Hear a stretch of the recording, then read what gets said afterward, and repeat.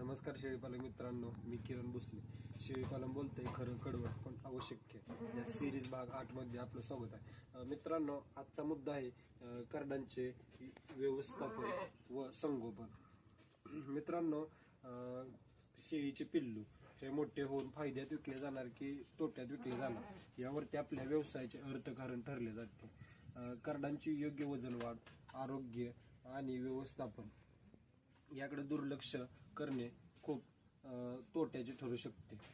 मित्रांनो, पिल्लू जन्मल्यानंतर ना अर्ध्या तासाच्या आत तिच्या आईचा म्हणजे शेळीचा चिक पाजणं गरजेचं आहे. कारण मित्रांनो, चिकामध्ये रोगप्रतिकारक शक्ती ही भरपूर प्रमाणात असते व का म्हणून अर्ध्या तासाचा चिक पाजायचा. तर मित्रांनो, चिक पाजल्यानंतर ना पिल्लाला एनर्जी येणार आहे, ते लवकर उठून उभं राहणार आहे व जास्त अशक्त होणार नाही. त्याचबरोबर मित्रांनो, पिल्लांचे व्यवस्थापन, आपण पिल्लांना ज्या ठिकाणी ठेवणार आहेत ती जागा कोरडी, हवेशीर व स्वच्छ असणं तितकंच आहे. असं जर केलं नाही मित्रांनो, पण जर स्वच्छतेच्या बाबतीत जर हे केलं नाही, स्वच्छता जर ठेवली नाही तर मित्रांनो आपले पिल्ला आजाराला बळी पडणार आहे. त्याचबरोबर मित्रांनो, पिल्लांच्या कप्प्यामध्ये आपण खनिज मिश्रणाची चाटणवीट ठेवणं बी तितकंच गरजेचं आहे. कारण मित्रांनो, चाटणवीट मधून त्यांच्या शरीराला आवश्यक व पूरक असे खनिज द्रव्य मिळणार आहेत. त्यातून ते पिल्लू निरोगी व सदृढ होणार आहे. चाटणवीट ठेवल्यानंतर मित्रांनो त्याचा दुसरा एक असा फायदा आहे की पिल्लू घाण, माती वगैरे चाटणार नाही.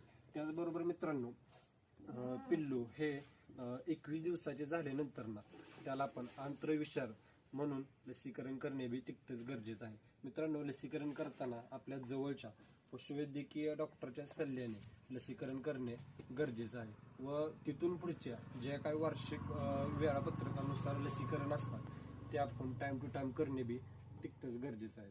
व 21व्या दिवशी आपण आंत्रविषाराची, ज्याला आपण एन्टरोटॉक्झिमिया म्हणतो, हे वॅक्सिन केल्यानंतर मित्रांनो 15 दिवसानंतर ना त्याचा बूस्टर डोस बी देणं गरजेचं आहे व योग्य वेळी त्यांना त्यांचं डिवॉर्मिंग करणं म्हणजेच त्यांना जंताचं औषध देणं बी मित्रांनो तितकंच गरजेचं आहे.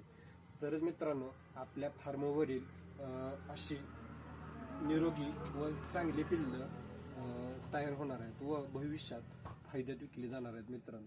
तर मित्रांनो, तुम्ही आजच्या व्हिडिओमध्ये बघितलं असेल की लहान पिल्लांचे जन्मल्यापासून 3 महिन्यापर्यंतचे कशा प्रकारे संगोपन केले जाते व त्याचं व्यवस्थापन कशा पद्धतीने असावं. धन्यवाद.